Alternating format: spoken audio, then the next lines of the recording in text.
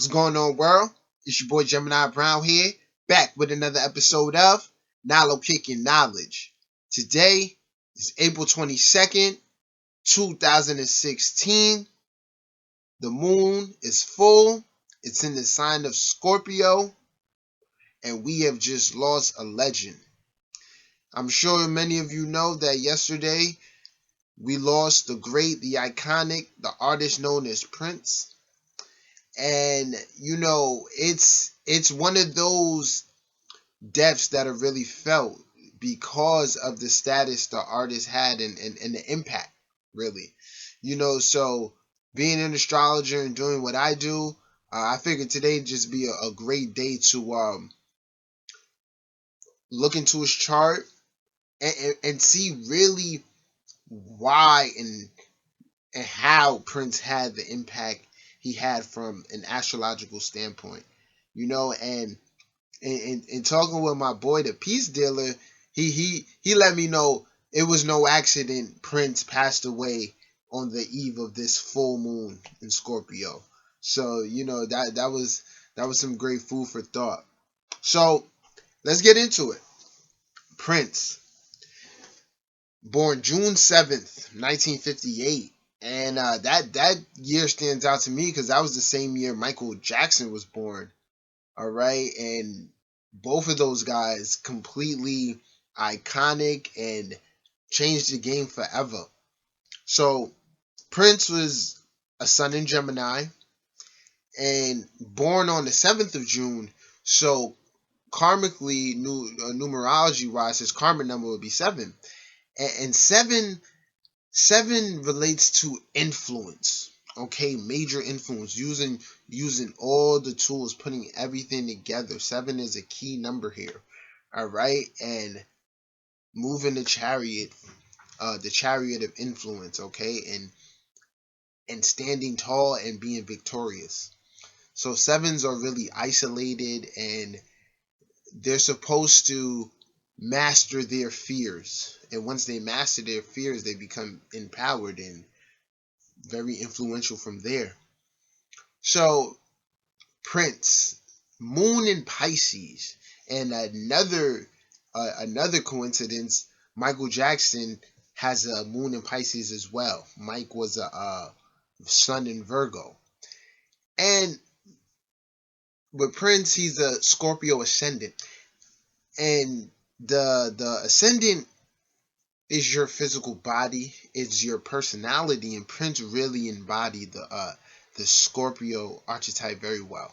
Very mysterious, okay, um, very iconoclastic, and this is the large part of why we were so drawn to him, because he was such an individual. So it's many places I want to start with this thing, but let's just start with his sun moon combination. The sign of Gemini, is the sign of communication. It's a sign of the intellect. It's a very human sign. And the sign, actually, since it's the meeting of the conscious and the subconscious, the male and the female, the sign is very androgynous.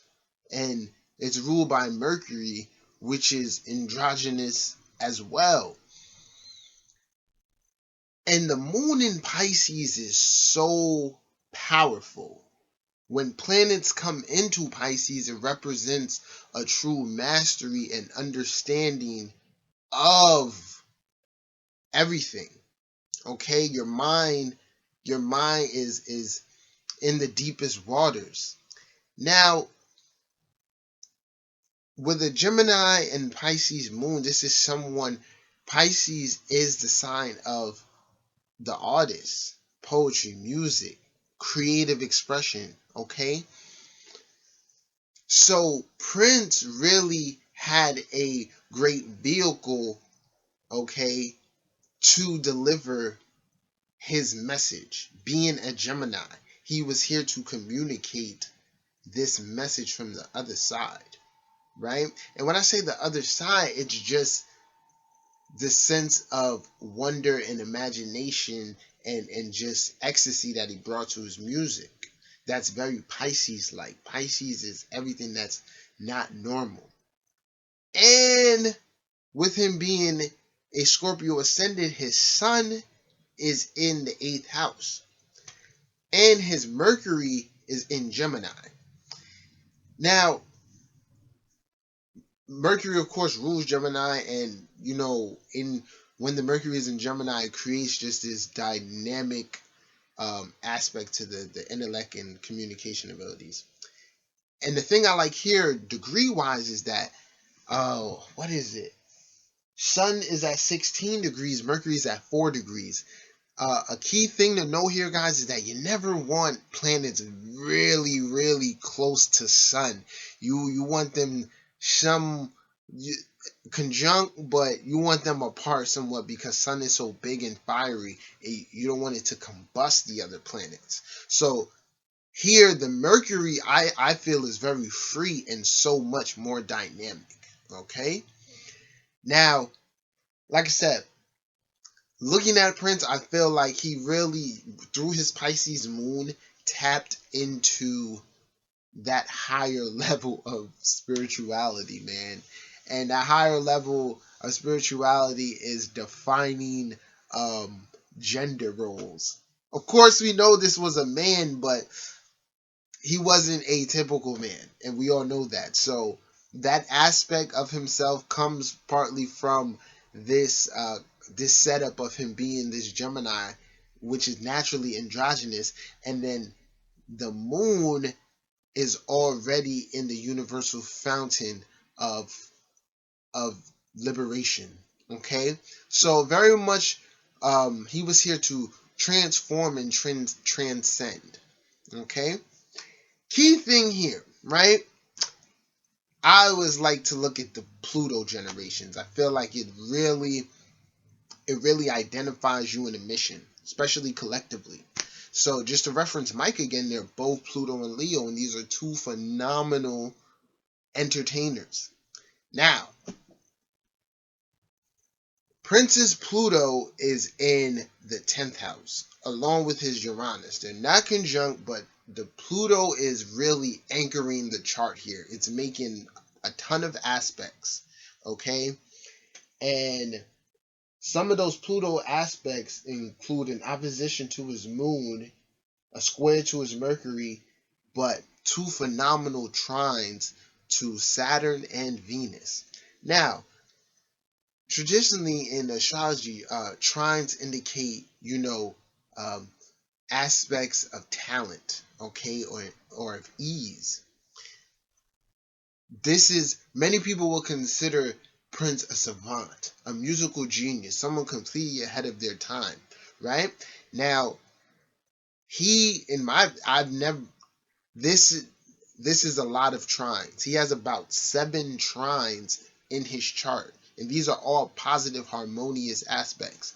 Now, artistically, the moon is in his 5th house, all right, natally, and that's in the house of Pisces. So the mode is set. The mind wants to express itself, and it's in the house to do so.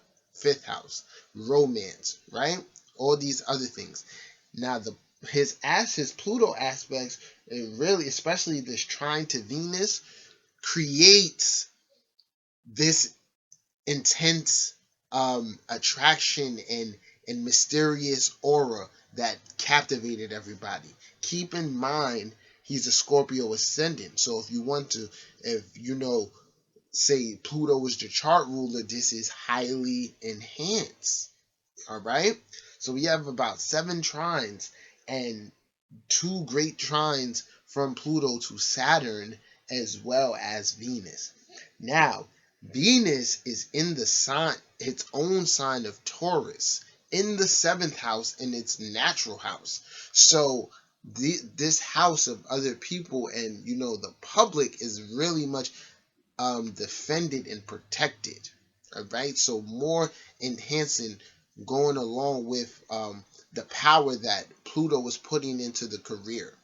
Okay, so what I'm looking at here is a very well aspected chart.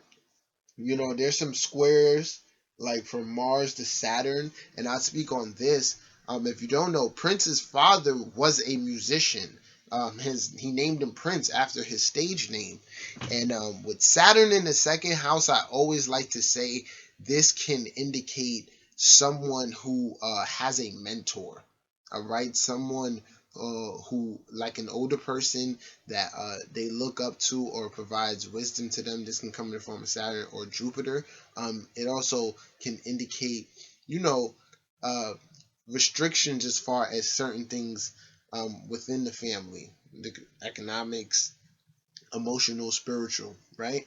But a square between Mars and Saturn here, it probably shows that there was probably some violence witnessed in the home and things like that, But overall, it was a firm upbringing, and artists need that to have their talent, really developed. So it's interesting to look at. Another thing can't overlook. Speaking on Pluto again, is that Pluto is directly conjunct the midheaven. So, like, just looking at everything that's going on, the celebrations and the honor, like, the chart is speaking to me right now. Pluto is the planet of transformation, is the destruction of new kind of understandings, along with Uranus. So we're looking at someone who was completely, innovative and one of a kind, and it shows he's being celebrated for what he's done in his career. All right. One of the greater artistic aspects that he has, and this is a prominent aspect in all artists, is the Venus conjunct Neptune, and Venus is also, no, pardon me, I said that wrong. Venus is trying to Neptune as well as the North Node, and I wanted to touch on this. When the North Node is in certain houses and it's conjunct or eclipsing certain planets, it also creates this very individualistic, rebellious attitude or outlook in a person, because the North Node is just this energy that wants to succeed and transcend above all. Okay, so I really feel like with more, especially with it being so close to his Neptune and being in the 12th house, this is someone who definitely had the ability to channel their imaginative thoughts into a creative outlet, and we definitely saw this through his music and videos and movies. Okay, and personal style, the way the dude put himself together was just so cool. Not many people can go to those lengths and still garner all the respect that he did. So, man, you know you can see a lot of things from a chart, but when you know someone's an artist and you know the impact they had, uh, to look at their chart and see how everything played out is definitely cool. So, although I didn't grow up with Prince like many of you, I feel your loss. Michael Jackson isn't here, and that was the dude of my generation. So, right now, I think it's just great that we get to rejoice and honor the life that the dude has lived. I hope he was fulfilled. I think he was fulfilled. And ultimately, that's how we all want to go out, all right? In style and in respect. So, that was my interpretation of Prince's horoscope. If you haven't subscribed to my channel, feel free to do so. And until next time, peace.